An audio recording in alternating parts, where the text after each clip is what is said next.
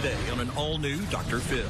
A disturbed child. Bleeder is the robot that lives on his head. Rylan says Bleeder has told him to kill his entire family. Are the parents overreacting? You said he cut his fingertips off. I don't see blood. Over-medicating? Whenever he does act up, they sedate him. That's not true. Or just in over their heads? Walk a mile in our shoes and you can't handle them either. I'll kill you. I'll definitely kill you. Let's do it. Have a good show, everybody. Here we go. This is a safe place to talk about hard things. Stand by, Dr. Phil. I'll try to be an emotional compass and point you in the right direction. In 5, 4. I am not giving up on you. Go, Dr. Phil.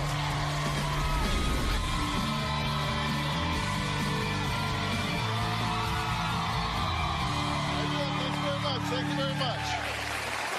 You know, many children love to draw, and 7-year-old Rylan is no exception. Here is his picture.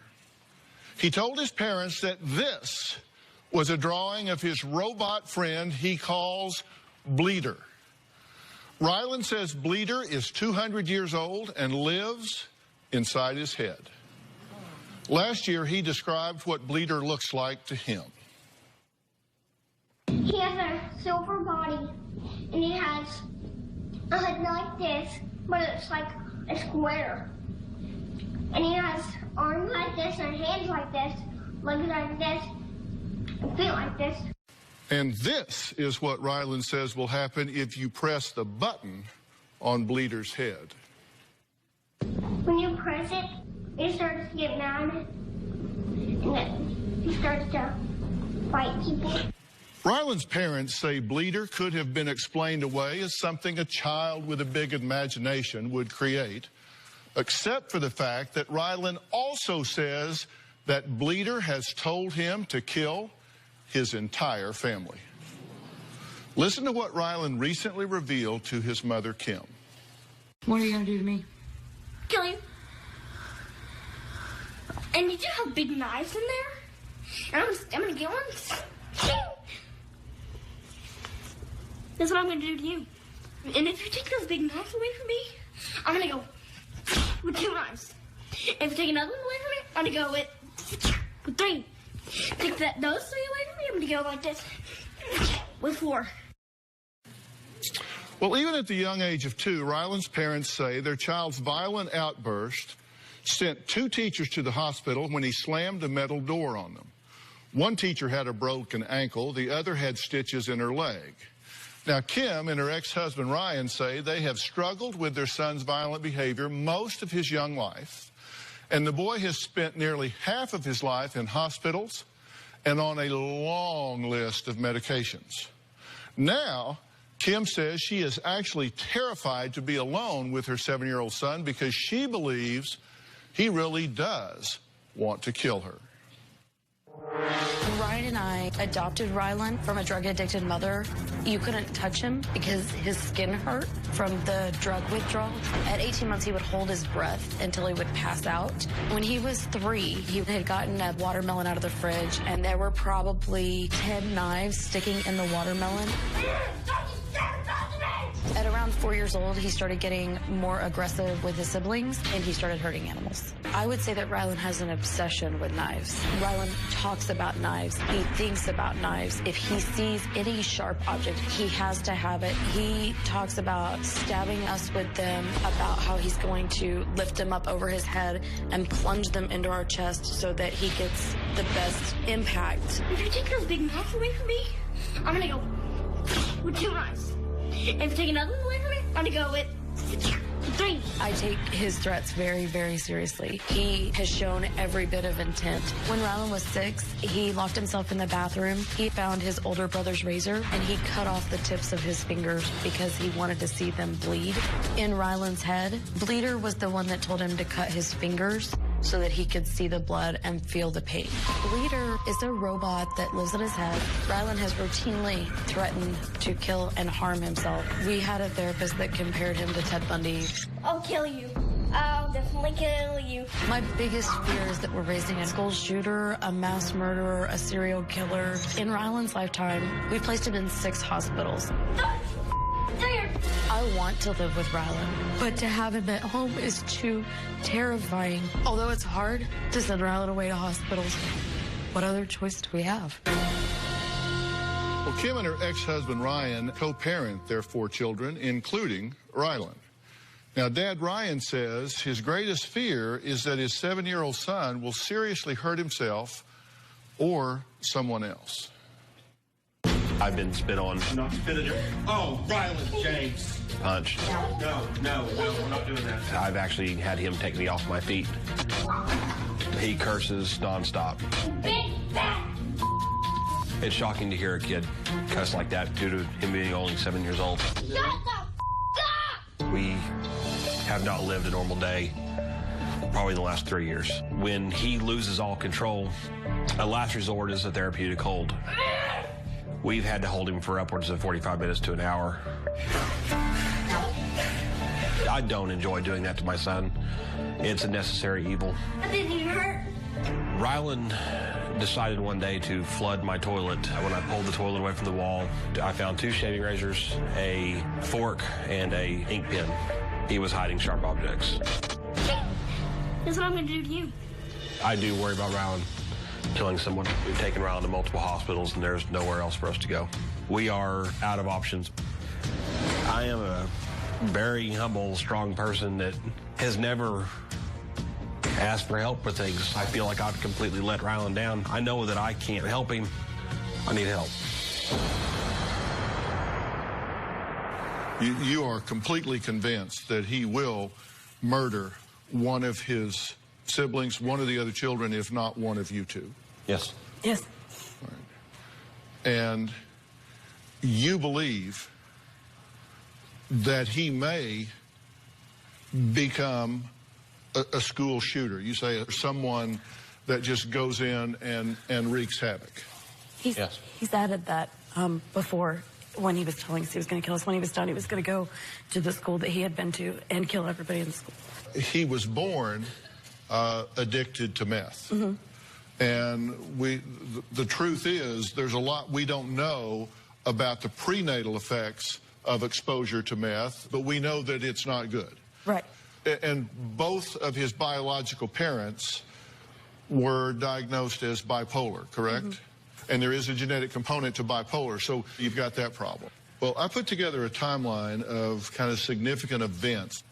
As early as 18 months, he leaves the house in diapers and he just walked a block away, right? So you had to bolt the doors. He's destroyed his room. At 2.5 years, he's throwing tantrums, held his breath until he actually lost consciousness, correct? Yes. Okay. He threatened at 2 to hang himself with a hanger, which is unusual to have a suicide comment that early in life. At 3, daycare, he punches a pregnant teacher in the stomach. Actually, 2 of them. 2 of them. He hit a child in the face with a metal car. Had to go to the hospital to get stitches. This is when he slammed metal doors on 2 teachers. One has a broken ankle, the other has to get stitches. They say, we think it'd be best if he didn't come here. At 4, you have the knives in the watermelon that we talked about, stabbing the cabinets, stabbed the television with the scissors, poured the spices into a pan, turned on the stove in the middle of the night, and smoked up the house, pulled a burning stick out of the fireplace with his bare hands. So now he's starting to have a fascination with fire. Tantrum in the hospital cafeteria, went to a table of nuns and cursed them out, called them stupid blank bitches, go to hell and he'll cut their faces off for them. At 6, he got so agitated he attempted to jump out of the car. He said in the tape he cut his fingertips off, claims 200-year-old bleeder living in his head. At 7, viciously attacks stepfather. Police take him to the hospital. Hospitalized after attacking parents, threatening to kill his family during the visit with a psychiatrist. Then in December of 14, aggressive and threatened family. 911 called, police calmed him down and take him to the hospital. So it's just been constant, right? Yep. And how do you think you respond to this when it happens, the 2 of you? We seem to try to respond as best as the tools that we're given. And we're fast running out of tools. Is it possible that the environment is contributing to some of this? No, I do not. And the reason being is we've got 3 other children together, and they are very well adjusted. They are So you very cross intelligent. environment off the list. Oh, yes. Is it possible that your reaction to his clearly inappropriate behavior is contributing to it? Well, You say no. Initially, I would say yes, but we videotape a lot of what we do for our safety and for his. And we've shown it to a lot of therapists and a lot of doctors, and we've adjusted what we do based on what they've told us. I'm going to tell you what I think. And you may like some of it, you may not like some of it. And challenge it all. Right. If what I tell you doesn't make sense, if it won't withstand challenge, you're no worse off than when you got here, right? You're right. Exactly. So you got nothing to We are lose. willing to try anything on the table. I'm going to put it that doesn't to the matter. test. A few days ago, Ryland came home from the hospital after 2 weeks away, but his behavior, as we said, led to yet another call to 911. We're going to find out what happened right after the break.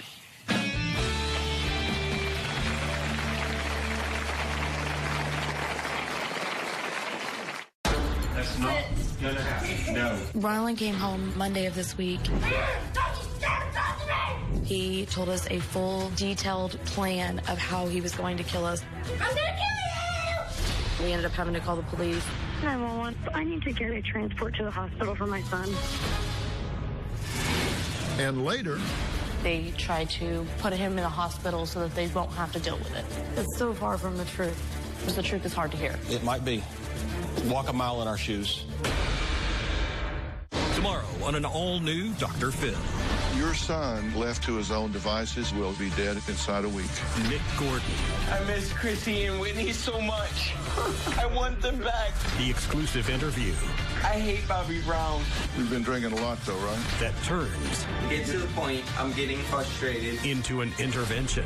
I want you to go straight to rehab. I'm done with the interview. I'm done. I'm done. All new Dr. Phil. Tomorrow. Over the years, Ryland has developed this elaborate plan to kill his entire family. He's going to take a baseball bat and break the locks on the house so we can't leave. Then he will get the knife and stab us. Then he plans on killing himself afterwards. We're just terrified of Ryland. Well, Kim and her ex-husband Ryan's 7-year-old son has exhibited aggressive and violent behavior since he was 2 years old. On December 8th of 2014, Ryland came home after spending another 12 days in the hospital, but things did not go well.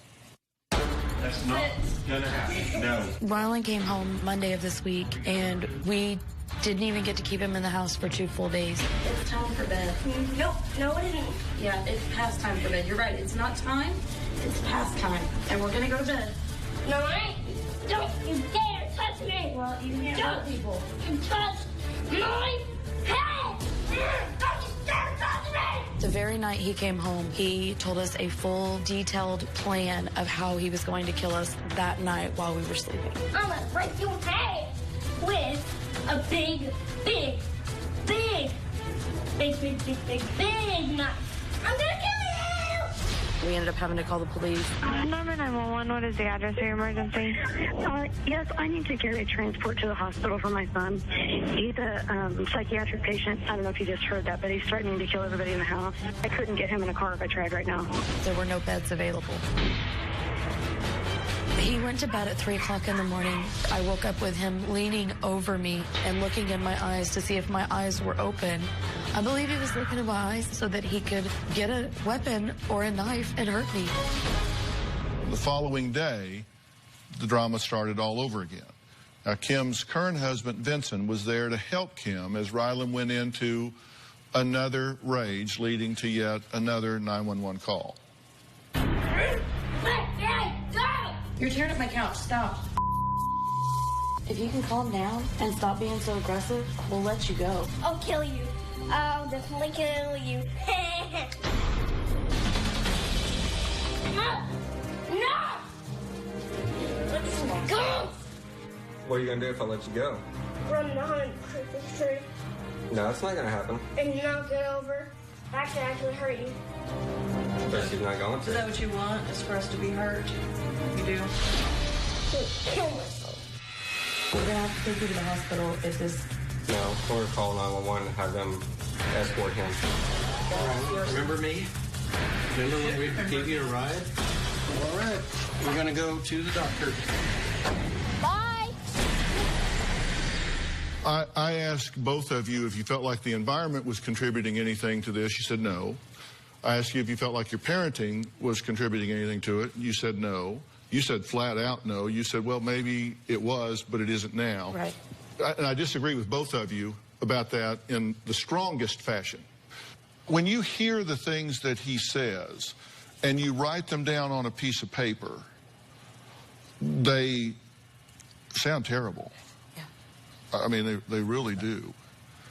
But do you feel like there is any incongruence between his emotion and demeanor and the words that he's saying? Yes, and that's part of what's scary for us, is that he's not even angry when he's saying this some of the time. And sometimes he's laughing through it. But he has shown intent by trying to get the weapons in the house. We've had to hide everything. Well, let me show you an example here of what I'm talking about. What are you going to do to me? Kill you. And did you have big knives in there? And I'm gonna get one. That's what I'm gonna do to you. And if you take those big knives away from me, I'm gonna go with 2 knives. And Okay. Does that sound menacing to you, or does it sound fanciful to you? Both. One, because this happened directly after he tried to grab a knife out of the kitchen, and this is when he was telling me what he was going to do to me with the knife that he was trying to get. But it does sound fanciful, and that worries me that that's his imagination. That's where his imagination is going. That's where his mind is spending its time before take that. another away from me, I'm gonna go with 3. Take those 3 away from me, I'm gonna go like this with 4. You know, that's really scary. He said, if you take that away, I'm going to get 2, then I'm going to get 3, then I'm going to get 4. Which is very childlike logic and rhetoric. That, I'm sorry, that's just not menacing. Now, that doesn't mean that he doesn't have a fascination with sharp objects. Right. Okay? But, and you say to him something that I thought was... You know, that's really scary. Significant. You said... It is for me. You know, that's really scary. I'm here. You would hurt me. Okay, now, I can tell you with a child, you're just telling him, okay, that one works. If you want a reaction out of mom, take note, that's really scary. Oh, and you see how he sits up in pride when you say that? It's like, okay, gotcha on that one. That's the first time he sits up in great pride. You have rewarded him, and he takes in the prize. How proud is he right there? Right.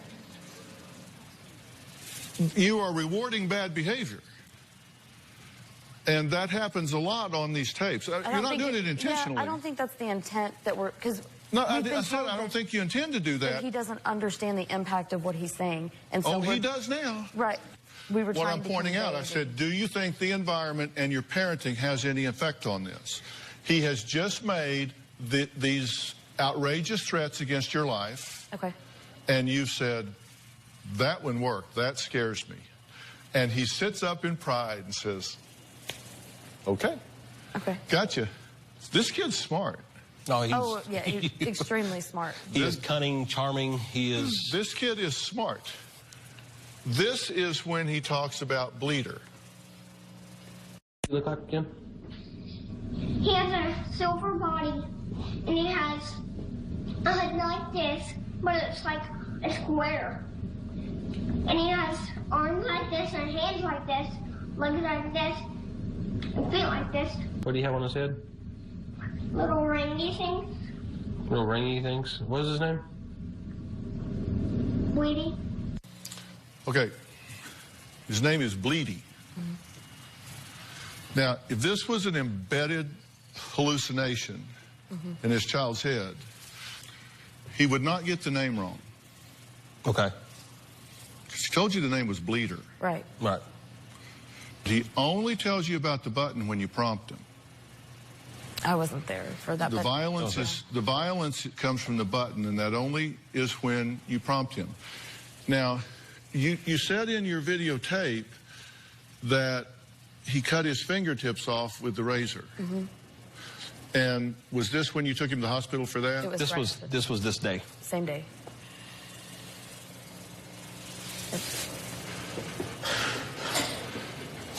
Is that an overstatement? They were the edges of his fingertips right here, yes. Did he cut his fingertips off? Well, yeah, there were pieces of the finger missing right here. Yeah. He sliced them. I don't see like blood and bandages. No. The power of language is very important. This child doesn't appear to me to have cut his fingertips off. And you say, well, you're picking on my words. You're playing semantics with me. Well, I am. I am, because the power of language is very significant. And I think if we're not careful with the language that we use in talking about this to ourselves and to him, then we can inflame and exacerbate the situation. Again, we've already agreed, you do have a problem here. I'm not saying that you don't. I'm not trying to trivialize your problem. But I also don't want to blow this out of proportion. I agree. In a way that we shouldn't. We'll be right back.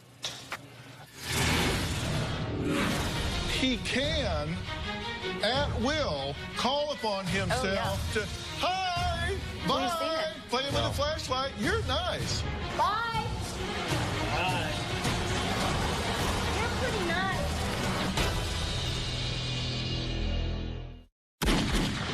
He gunned down American sniper Chris Kyle. Like, he's all crazy. He's psychotic.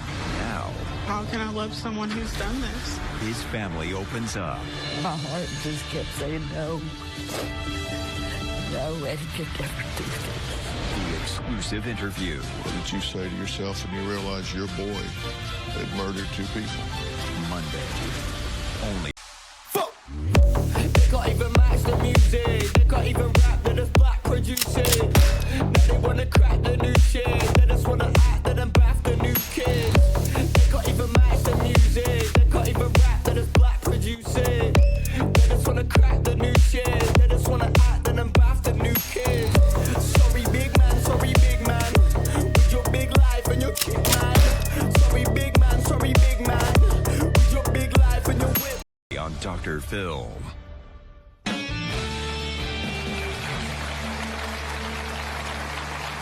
Kim and her ex-husband Ryan have 4 children.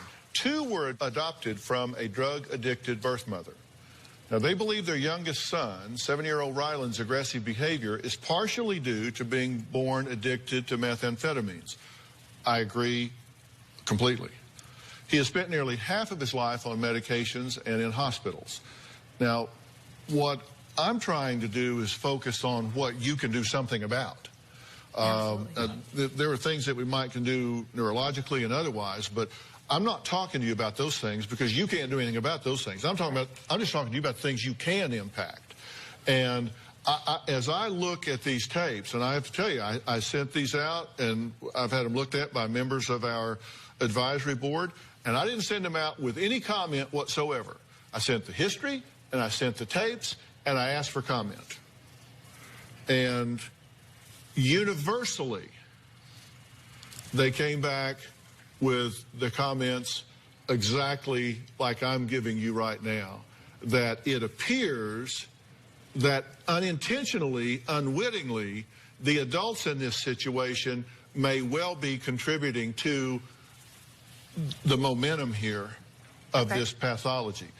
Let me show you an example of what in particular I'm talking about here. Let's take a look at this.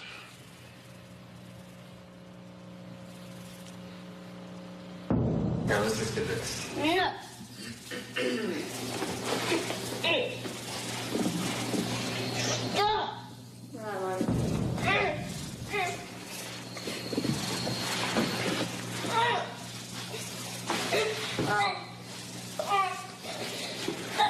This is uncalled for, buddy.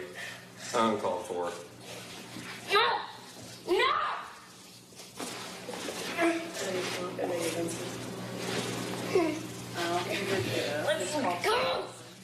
Let's go! Mimi! You just let me go. What are you gonna do if I let you go? Run behind the Christmas tree No, that's not gonna happen. and knock it over. Actually, I can hurt you. But she's not going Is that to. what you want, is for us to be hurt? You do? Okay, is that what you want, is for us to actually be hurt? I'm sorry, that's suggestive. Okay. I mean, I'm sorry, that is flat out leading the witness. Well, and we really try to steer away from that for the most part. The big thing with when he says those things, sometimes we have to get it on film because he lies when we get to the hospital and says he hasn't said those things. Well, okay. Bye. Bye. You're pretty nice. Yeah. Okay, now, here's the significance of this. Does that not show you that he has the ability to shift gears? And there are times, and I told them this, there are times that he is the sweetest kid and you would never know that any of this exists. Oh, I understand. Don't miss my point. Yeah. He can, at will, call upon himself to, hi, bye, play him with a flashlight, you're nice, and drive off. That tells you whatever the motivation, he has the ability to shift gears and be socially appropriate. So it's in there. I'm telling you, the way you're dealing with this is inflaming the situation, and that's good news. Right. That's good news because this can be changed. You can't change it on your own. No. I get that, but it can be changed. All right, we're going to meet Kim's sister, Stacy, who says, for different reasons, Kim and Ryan are bad parents for keeping their 7-year-old son medicated and hospitalized for nearly half of his life. They clearly disagree with her, and she with them. We'll be right back.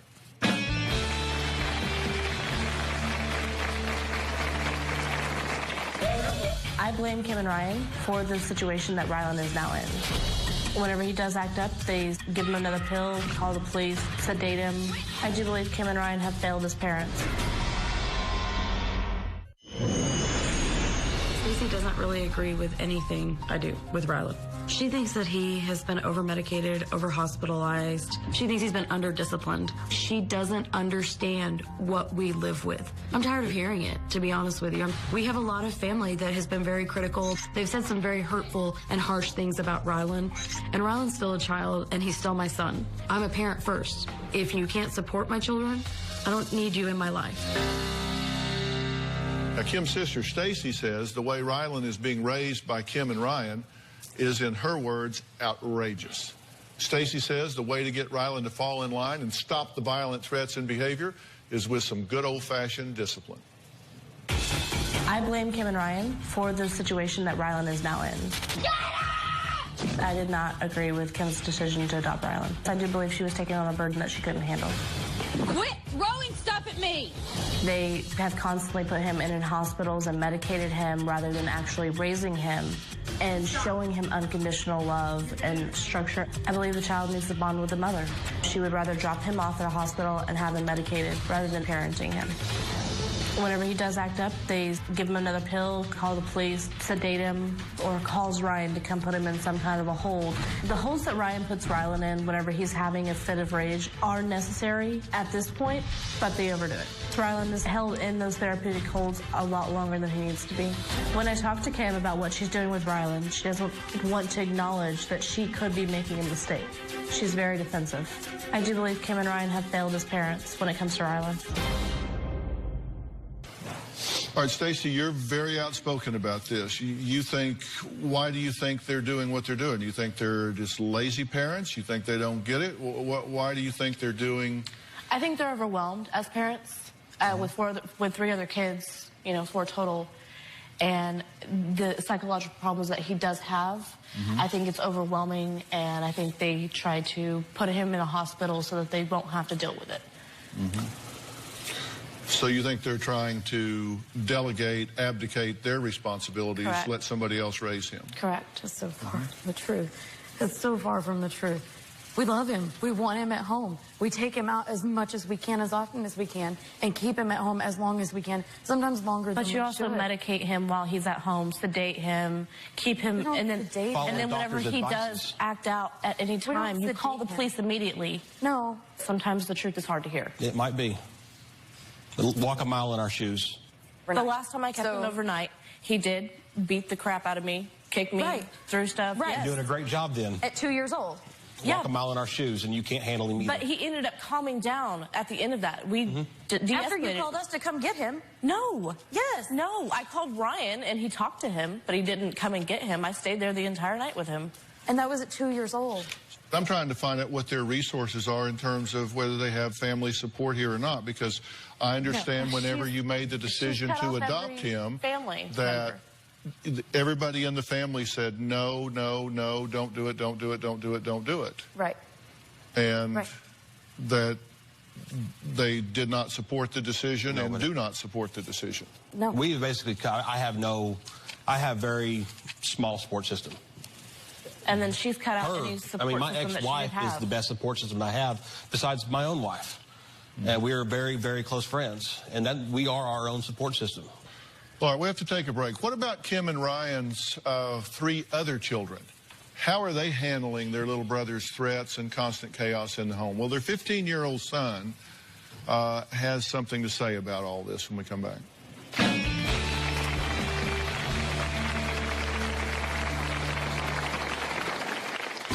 My parents do not allow me to be alone with Rowan. He has threatened to kill me multiple times.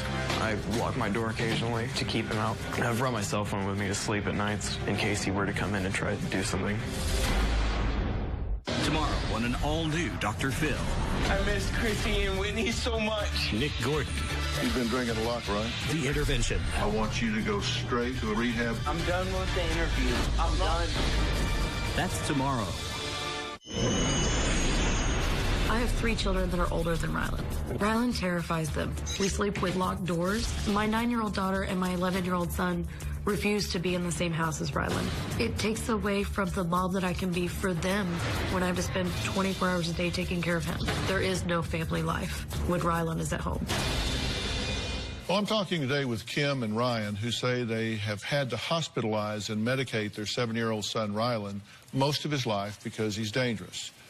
In his short life thus far, he threatened to hang himself, injured 2 teachers, sending them to the hospital, and giggled while describing how he'll massacre his family. Now, Kim's sister Stacy says what she calls bad parenting is having a devastating effect on their other children. So what do they say about life with Rylan? Their oldest son, 15-year-old Dean, says he's frankly scared to death of him. I wish I could have a regular relationship with Rowan that other kids have. I love Rowan very much. Stop now. But Rowan has been very disruptive to our family. In Rowan's current state of mind, I don't believe that he will be able to live under the same roof as my siblings and I feel the most from what Rowan does. My parents do not allow me to be alone with Rowan. He has threatened to kill me multiple times. I lock my door occasionally to keep him out. I've brought my cell phone with me to sleep at nights in case he were to come in and try to do something. I'm very scared of my little brother. I believe that Rowan is dangerous now. I'm tired of it. I don't care about you guys. And in a few years, he could become even more so. I don't want him here. I'd like him to be somewhere where he could have help. You are around him every day, right? And it's highly disruptive. Are you concerned about yourself and the others in the house? I'm very concerned. Every waking moment that he's in the house it's torture, really. Some of the things that he said to me are just can't be unsaid. Like what? Threatened to stab me in the chest with a rusty knife so it would hurt more and I wouldn't die as fast. I started crying, and he belittled me, basically. He called me a name and said, "Why are you crying?" They're just words, you know. He makes it really personal. Do you think he really wants to hurt you? I believe he does. He uses a lot of this really, it's kind of like a drunken sailor on shore leave language. Yeah. Where does he learn that? The first time he went in the hospital and came out, he came out with those words. If I could add a little bit to that, before he went in the first time, he would make up his own cuss words. He would put strange words together, and it sounds funny, but one of his favorite ones to call people was a flat hole. To him, that was just the worst name in the book. When he went in for a few weeks, he came out with a whole brand new vocabulary that nobody had ever expected. And as you pointed out, he's been in the hospital a lot. A lot. He's had a lot. I've kind of put together a summary of what he's been in. Between 5 and 7, you add it up, he's spent about 25 months in the hospital and been exposed to a lot of different things at that point. Honestly, do you resent his being there? I shouldn't, but I do. I think you're in over your head. And as callous as this may sound, do you sacrifice 3 children for this one, particularly if it isn't helping this one? Rylan has been on every medication approved for his age group and some outside of his age group. Taking the medication is the lesser of 2 evils. Either we have him extremely violent and not a functioning person, or he's on medication and he can somewhat function. You know, this is a very layered situation, and you all know that. There probably is some neurological issues here. There may be some hereditary issues here, and it's certainly bigger than something that I think you can handle. Than I can handle. Yeah. Well, I think you're in over your head, and while I think your sentiment and intentions may be right, I think you're underestimating the challenge here. You have to look at the entire family unit as well. And as callous as this may sound, do you sacrifice 3 children for this one, particularly if it isn't helping this one? If the one isn't getting any better and it's really disrupting the other 3, you need a new plan. Right. That's why we're here. You need a new plan. We don't know what to do.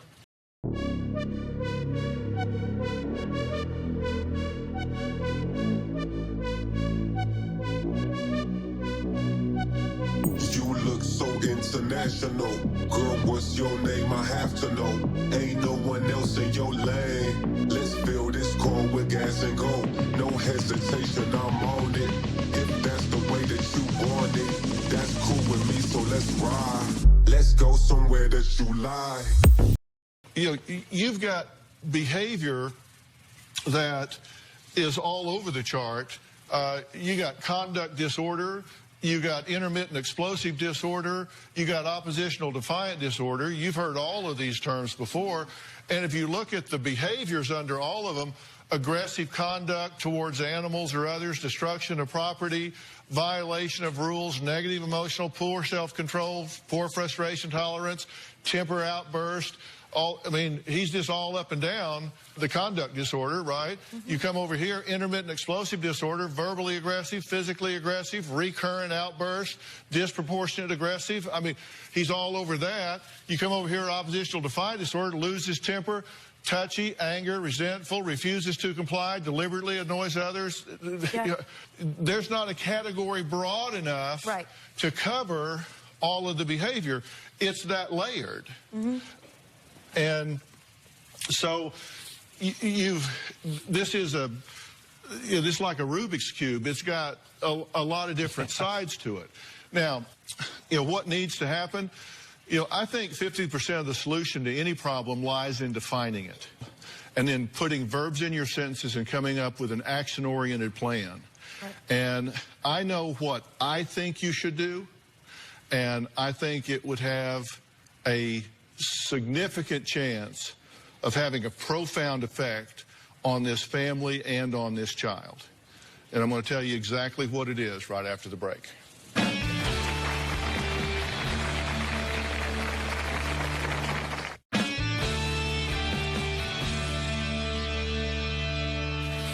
First off, I do think there are some things that need to be checked with your son neurologically. And I think there needs to be a brain scan done. I think there need to be some chemistries pulled on him that I don't find anywhere in the record. People know I think the best place in America to do that is the P&P Center in Dallas, Texas. I think they are the absolute best at this. They have a multi-tiered team there. Psychology, psychiatry, neurology, all these different levels, and I think he needs to have a thorough workup there. And there is something called parent-child interactive therapy that is a very specific, vertically developed area of therapy that involves the parents and the child.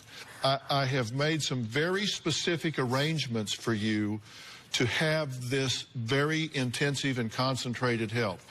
There is a wonderful counseling center called the Moore Counseling Center, and this was founded by Dr. Gant Ward, who's the clinical director, and it's in Moore, Oklahoma. They specialize in parent-child interaction therapy, and they're going to perform some psychological testing on Rylan and provide individual and family counseling on an outpatient basis there in Moore. And they've got 2 young, vibrant docs there that are really immersed in this therapy and are going to really take you guys by the hand and go through this. It's a lot of work. I'm not going to mislead you. Okay. It is a lot of work, but it's a lot of time you will spend with your son in an environment doing some things that will seem illogical. But I really believe it's going to produce some real results for the adults involved in this. And we'll see if we can bring about. So I do think there's some hope on the horizon here. Fair enough? Thank you so much. Okay, what do you think? Does that make sense, Dad? Yes. Are you in for this? You have no idea how in for it I am. All right. All right. We're going to do it. I want to thank all of my guests today. A special thanks to Dr. Gant Ward and the Moore Counseling Center and the P&P Center. We'll see you next time. Thanks so much.